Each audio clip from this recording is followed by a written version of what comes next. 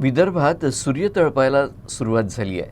दुपारच्या सुमाराला आकाशातून जणू अग्नीचा वर्षाव होऊन विदर्भाला भट्टीचं स्वरूप प्राप्त होतं. विदर्भातील सर्वच जिल्ह्यांनी कमाल तापमानाची 40 ओलांडली असून दिवसेंदिवस तापमानात वाढच होते आहे. गुरुवारी अमरावती जिल्हा हा विदर्भातून सर्वात उष्ण जिल्हा ठरला.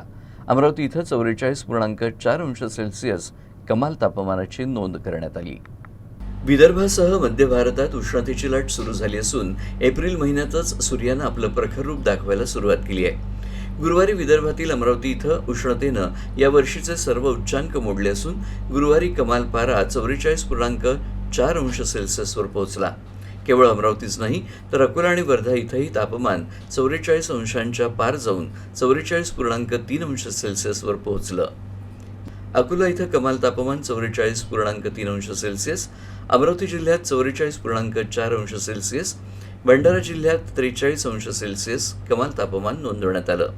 तर बुलढाणा जिल्ह्यात 41.4 अंश सेल्सिअस, तर चंद्रपूर इथं 42.2 अंश सेल्सिअस, गडचिरोली जिल्ह्यात 43 अंश सेल्सिअस, तर गोंदिया जिल्ह्यात 42.1 अंश सेल्सिअस कमाल तापमान नोंदवण्यात आलं.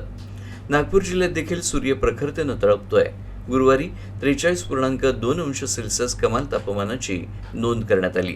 वर्धा जिल्ह्यात 44 अंश सेल्सिअस तर वाशिम जिल्ह्यात 42.4 अंश सेल्सिअस कमाल तापमान नोंदवण्यात आलं. सतत वाढणारं तापमान आणि तीव्र सूर्यप्रकाशामुळे लोकांना घराबाहेर पडणं कठीण झालंय. दुपारच्या वेळी रस्ते ओस पडलेले असतात तर उष्ण वाऱ्यांनी लोकांचे त्रास आणखी वाढले आहेत. या भाजून काढणाऱ्या उष्णतेसोबत आर्द्रताही वाढली आहे. हवामान विभागाच्या मते सध्या दिलासा मिळण्याची शक्यता कमी आहे आणि येत्या काही दिवसात तापमान आणखी वाढू शकतं.